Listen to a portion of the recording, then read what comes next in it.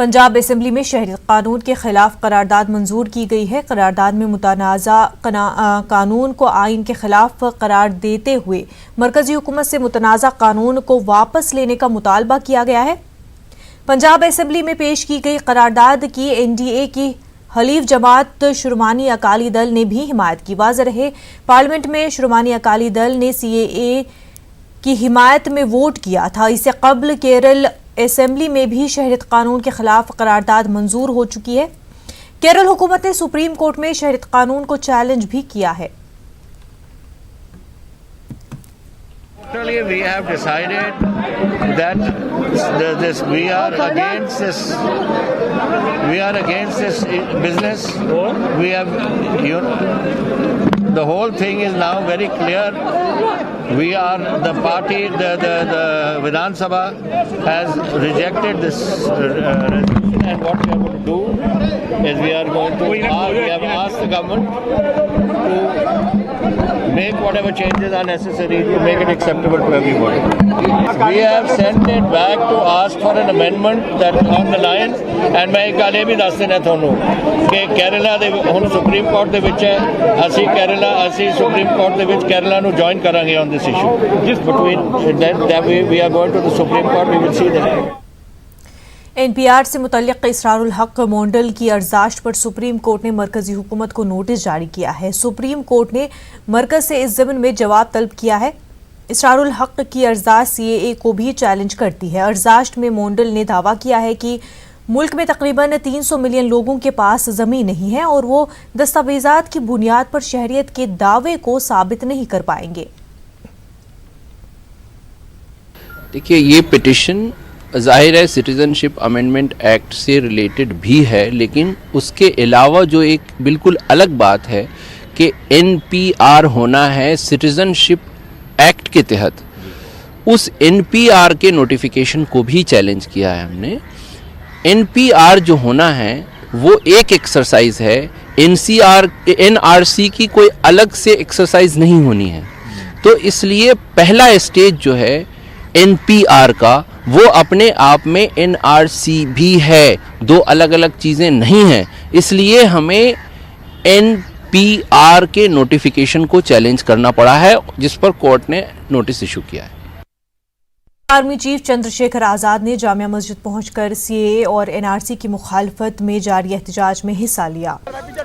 चंद्रशेखर के साथ बड़ी तादाद में लोग भी शरीक हुए। इस मौके पर मीडिया चंद्रशेखर ने कहा कि मरकजी हुकूमत की गलत पॉलिसियों के खिलाफ उनकी जंग जारी रहेगी।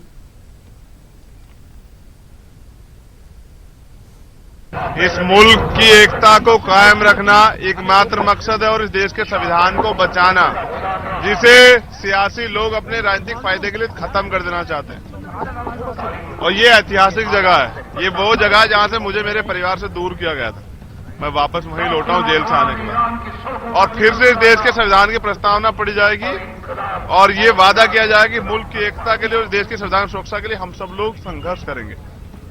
आपका आगे का क्या कार्यक्रम रहेगा? अभी बताएंगे, पहले संविधान की प्रस्तावना पढ़ेंगे फिर बताएंगे। बेंगलुरु में आज जुमे की नमाज के बाद सीएए के खिलाफ सबसे बड़ा एहतजाजी मुजाहरा फ्रीडम पार्क में मुनक्किद हुआ। गांधीनगर असेंबली हल्के की तकरीबन 50 मसाजिद के लोगों ने एहतजाजी जलसे में शिरकत की। कर्नाटक प्रदेश कांग्रेस कमेटी के सदर मकामी रुकन असेंबली दिनेश गुंडूराव ने एहतजाजी जलसे में हिस्सा लिया और सीएए की मुखालफत की। जमीयत उलमा हिंद और दीगर तंजीमों के नुमाइंदों ने इजलास से खिताब किया। शहरी तरमीमी कानून को काला कानून करार दिया गया। अवाम को ये पैगाम दिया गया कि ये कानून सिर्फ मुसलमानों के खिलाफ नहीं बल्कि पूरे मुल्क के अवाम के खिलाफ है। दस्तूर हिंद की हिफाजत के लिए हर एक को आगे आने की ज़रूरत है। एहतजाज में शरीक उलमाए किराम, समाजी कारकुनों और आम लोगों से न्यूज़ 18 उर्दू ने खास बातचीत की। मुल्क के आईटी शहर बेंगलुरु में शहरियत तरमीमी कानून के ख़िलाफ़ हर दिन एहतजाज हो रहे हैं। जुमे की नमाज के बाद सबसे बड़ा एहतजाजी मुजाहरा शहर के फ्रीडम पार्क में मुनक़्क़द हुआ है। बड़ी तादाद में लोगों ने इस मुजाहरे में शिरकत की है और पुरज़ोर अंदाज में एनआरसी सीएए की मुखालिफत की है। फरमाइए मौलाना के किस अंदाज में प्रोग्राम हुआ है?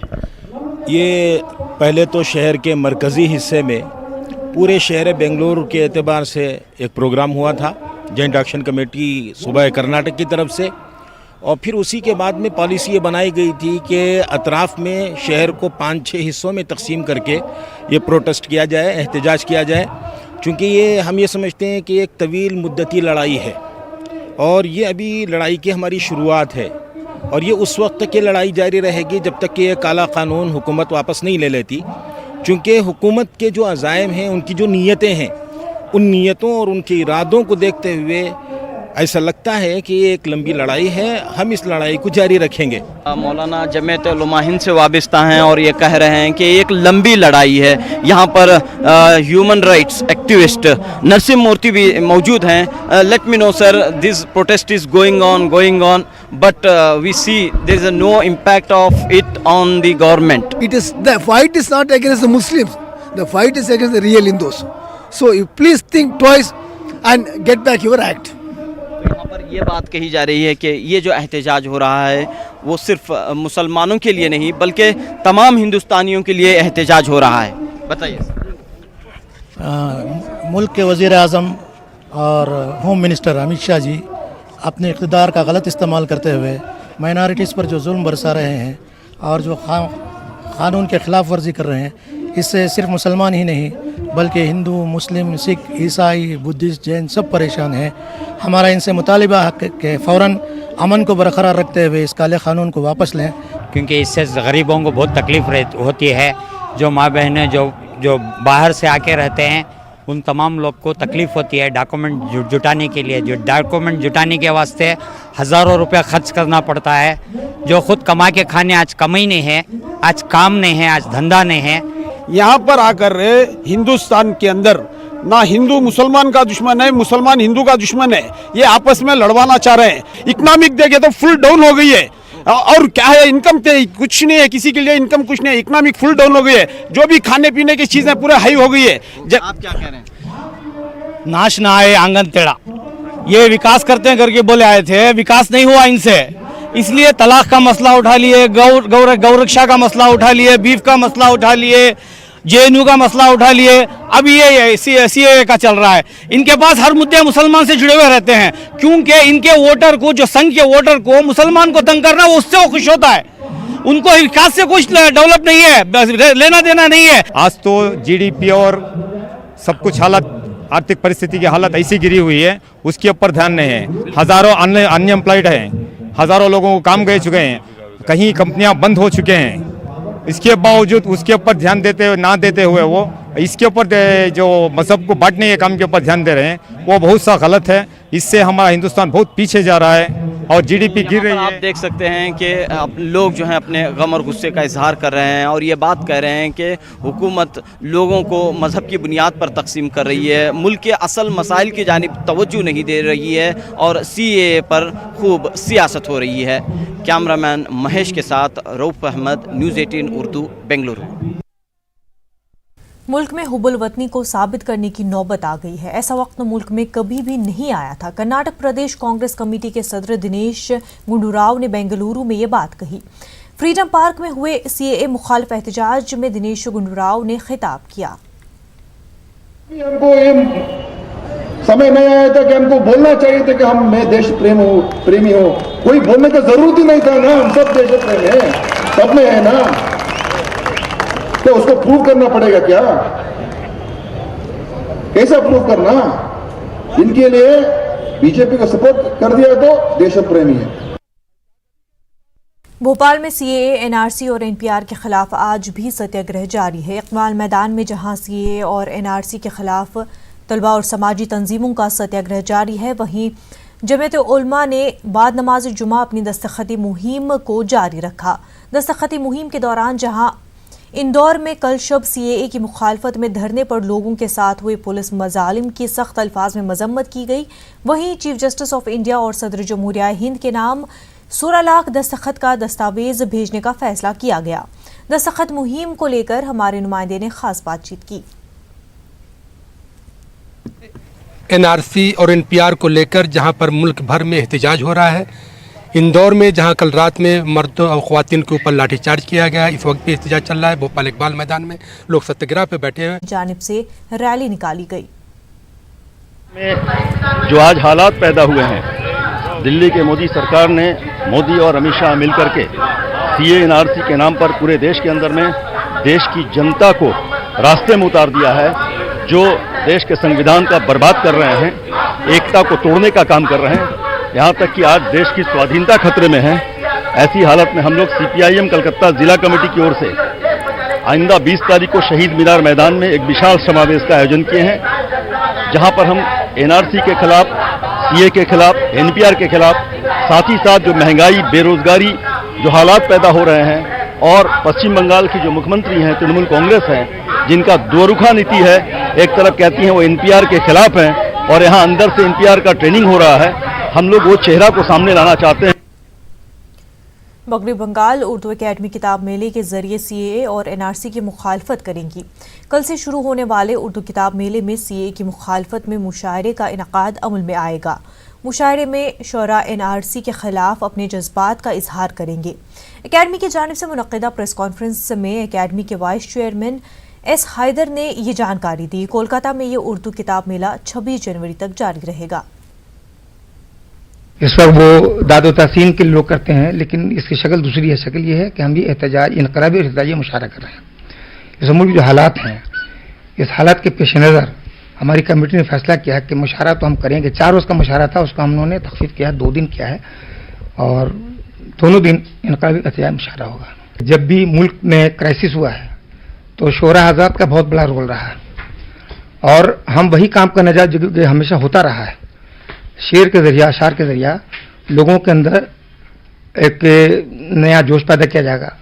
उर्दू को फ़रोग़ देना, तो यहाँ हम एक प्लेटफॉर्म देते हैं एट सब्सिडाइज्ड रेट्स, एक ऐसा platform all over the Urdu speaking world. हम लोग यही ये कह रहे हैं कि जहाँ जहाँ उर्दू बोलने वाले हैं, उर्दू पब्लिशर्स हैं, किताबें छप रही हैं, बन रही हैं, हम तमाम लोगों को इनवाइट करते हैं।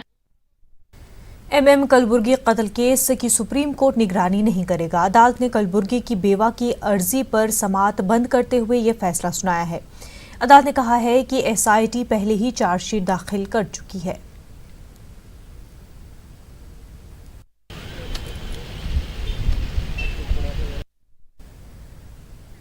भोपाल में अल्लामा इकबाल की यादगार कायम करने को लेकर एक बार फिर तहरीक तेज हो गई है। भोपाल में इकबाल ने 1918 से 1938 के दरमियान राहत मंजिल, रियाज मंजिल, शीश महल और शौकत मंजिल में क़याम किया था। राहत मंजिल, रियाज मंजिल का कहीं वजूद बाकी नहीं है। शौकत महल शिकस्ता होकर गिर रहा है, और रही बात शीश महल की तो उसकी हालत कुछ बेहतर है। भोपाल के दानिश्वरों और अदबी तंजीमों ने शीश महल में इकबाल की यादगार कायम करने की मांग की है। मामले को लेकर एक बार फिर आवाज बुलंद की है। भोपाल के दानिश्वरों और अदबी तंजीमों को सड़क पर क्यों आना पड़ा, इस पर हमारे नुमाइंदे डॉक्टर मेहताब आलम ने दानिश्वरों और अदबी तंजीमों के नुमाइंदों से खास बातचीत की। भोपाल और इकबाल एक ख़ास निस्बत, जिसकी वजह से भोपाल को दारुल इकबाल भी कहा गया।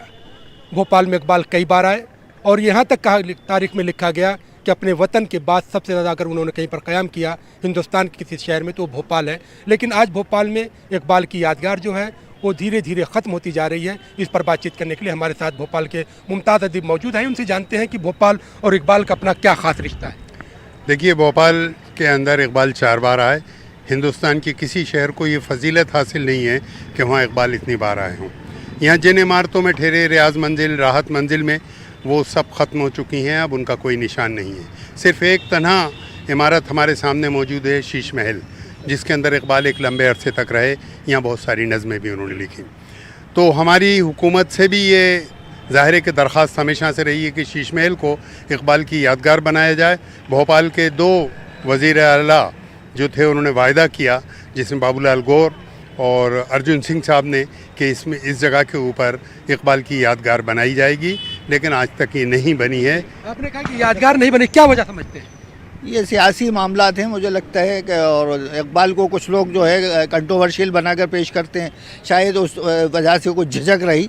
लेकिन अब उम्मीद की जाना चाहिए कि फिर से कांग्रेस की सरकार आई है तो कमलनाथ जी से उम्मीद करते हैं कि इस शीश महल को इकबाल के नाम से मौसूम करेंगे। वो यहाँ पे शाहीन साहब, हम मीनारा शाहीन के नीचे खड़े हैं, क्या मुतालबा कर रहे हैं? शाहीन से मुतालबा ये है कि हम शाहीन के अंदर जो है इकबाल मैदान اقبال میدان جو ہے ہمارا یہ موروثی مقام ہو گیا ہے اقبال کا، جس کے اندر شاہین ممنون صاحب بنوا گئے تھے اور شاہین ایک لقب رکھ گئے تھے اس کو، جس سے اقبال کا شاہین تخیلی پرندہ نشان باقی ہے اقبال کا بھی. نشان تو باقی، لیکن ہمیں یہ دیکھنا چیز ہے یہ کہ ایک جو ہے کانگریس کے چیف منسٹر نے اور ایک جو ہے بھارتیہ جنتا پارٹی کے چیف منسٹر، اور مدھیہ پردیش کی جب ہم بات کرتے ہیں تو دو پارٹیوں کی بڑی حکومتیں یہاں پر رہی ہیں، لیکن دونوں کے اعلان کے بعد بھی آج تک شیش محل جو ہے نہیں مل سکا. ہماری بڑی بدنصیبی ہے کہ یہاں پر اقبال میدان کا جو تعمیر ہوئی ہے وہ صرف اس بلڈنگ کی وجہ سے ہی ہوئی ہے، اور اس کی تاریخ یہی ہے کہ اقبال یہاں پر رکیں اور یہاں رہے. محمد حسن خان نے اسی وجہ سے اس میدان کا نام اقبال میدان رکھا، اور دو جو وزیر اعلیٰ رہ چکے ہیں انہوں نے بار بار اس بات کا اعلان کیا کہ یہ عمارت ان سے منسوخ کی جائے گی، لیکن اس کے باوجود بھی اس عمارت کو نہیں دی گئی. یہ بڑی ہماری بدقسمتی ہے. ناظرین، اردو کی منفرد افسانہ نگار اور تانیسی ادب کی علمبردار ہاجرہ مسرور کا آج 90واں یوم پیدائش ہے. اس موقع پر ہم ایک خاص رپورٹ پیش کر رہے ہیں جس میں ان کی شخصیت اور فن کا جائزہ لینے کی کوشش کی گئی ہے. دیکھیے خاص رپورٹ.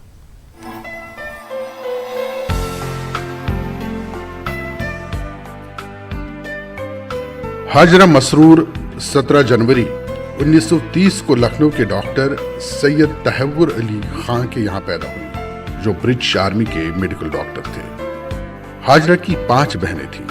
ان میں بڑی بہن خدیجہ مسرور شامل تھی، جنہوں نے اردو فکشن میں بڑا نام کمایا. دل کے دورے سے والد کے انتقال کے بعد سب بچوں کی پرورش ان کی والدہ نے کی.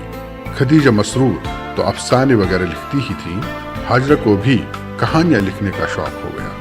ان کے ابتدائی افسانے ملک کے مشہور ادبی رسالوں میں شائع ہوئے، جنہیں سراہا تو گیا مگر کچھ چونکایا بھی، کیونکہ ان افسانوں میں مرد اساس معاشرے کے خلاف عورتوں کا احتجاج بھی سانس لے رہا تھا. تقسیم وطن کے بعد جب ان کا خاندان لاہور چلا گیا تو ہاجرہ مسرور کے قلم کی دھار اور تیز ہو گئی. وہ باقاعدہ ترقی پسند مصنفین کی انجمن میں شامل ہو گئی. انہی دنوں ایک عجیب واقعہ ہوا. ہاجرہ مسرور اور ملک کے محبوب ترین شاعر ساحر لدھیانوی کی شادی طے ہو گئی، مگر ایک دن کسی ادبی جلسے میں ساحر نے پنجابی ہونے کی بنا پر اردو کے کسی لفظ کو غلط تلفظ کے ساتھ بول دیا. ہاجرہ مسرور کا پس منظر لکھنؤ کا تھا، چنانچہ انہوں نے ساحر کو غلط تلفظ پر ٹوکا. ساحر کو یہ برا لگا اور وہ کافی ناراض ہو گئے، جس کے بعد یہ رشتہ ہی ٹوٹ گیا.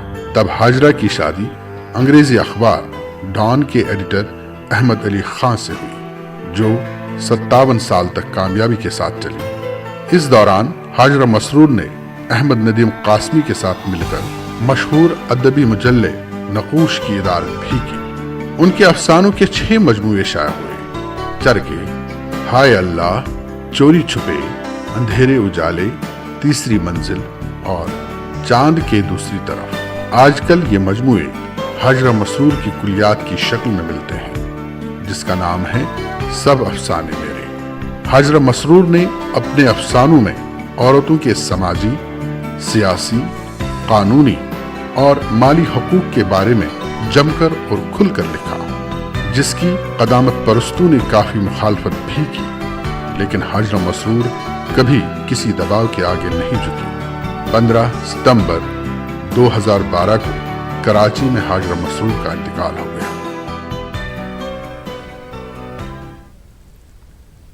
خواتین کو خود مختار بنانے، معاشی طور پر مضبوط کرنے کے لیے بنگلورو میں مسلم انڈسٹریلسٹ ایسوسی ایشن نے ایک اہم قدم اٹھایا ہے. MIA نے خواتین کو تجارت اور صنعت کے میدان میں رہبری فراہم کرنے وومن ونگ تشکیل دی ہے. آپ دیکھیے یہ رپورٹ. ہمیں دیجیے اجازت. آداب.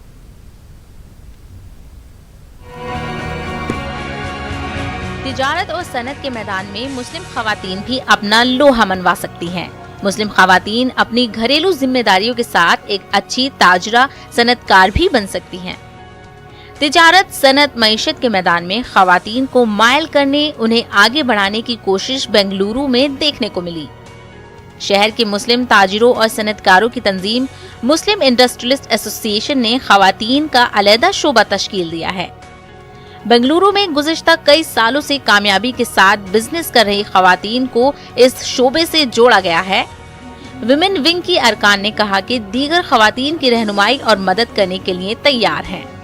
MIA मुस्लिम इंडस्ट्रियल एसोसिएशन ने एक नया प्लेटफॉर्म बनाया है लेडीज़ को आगे बढ़ाने के लिए एंड वुमेन एंटरप्रेन्योर्स को आगे बढ़ाने के लिए, तो बहुत अच्छा मौका है और लेडीज़ को सामने आना चाहिए और अपने ड्रीम्स जो भी उनके तमन्ना है या बिजनेस करने का एक इच्छा है वो actually they can fulfil it in this platform. हमको उनको गाइड करेंगे, हम ऑलरेडी एस्टेब्लिश्ड एंटरप्रेन्योर्स हैं और हम खुद ग्रो हो जाएंगे और उनको सिखाएंगे एंड हैंड होल्ड करके उनको आगे बढ़ाएंगे, वही मकसद है। एज अ एस्टैब्लिश एंटरप्रेन्योर्स जो भी हम यहाँ पर है एज अ कोर मेंबर, जो भी नए एंटरप्रेन्योर्स आएंगे हम उन लोगों को प्लेटफॉर्म में लेके आके उनको बिजनेस ग्रो करने के लिए हैंड होल्ड करके उनको आगे लेके जाने के लिए मदद करेंगे उनको।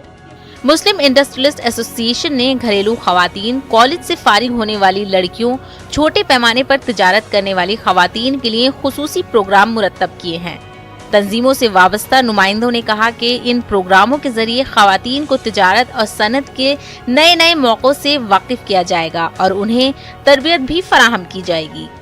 कि पॉलिटेक्निक जो भी फिनिश करते हैं, जो भी अपना पढ़ाई फिनिश करते हैं और whoever is interested in business, they are welcomed here. They are told कि MIA वहाँ पर है, आप जाके वहाँ से अपना जो भी ख्वाब है पूरा करें। And we are planning to set up skill centers where the ones who are cannot afford can definitely come over there and improvise their skills, give them proper business plans. And if we also think that the business plan is feasible, we will definitely invest in them. Many female entrepreneurs who are into the technical, they want to do, but उनको support नहीं है, financial support नहीं है. That is the main thing, financial support. This is the right place जहाँ उनको financial support भी मिल सकती है, new to learn and they can start their business also. Muslim industries association का कहना है कि सरकारी सतह पर खवातीन की माशी तरक्की के लिए कई स्कीमें मौजूद हैं। इंटरनेट के इस दौर में घर बैठे खवातीन अपने हुनर को तिजारत की शक्ल दे सकती हैं। न्यूज़ 18 उर्दू के लिए बेंगलुरु से रऊफ अहमद हल्लूर की रिपोर्ट।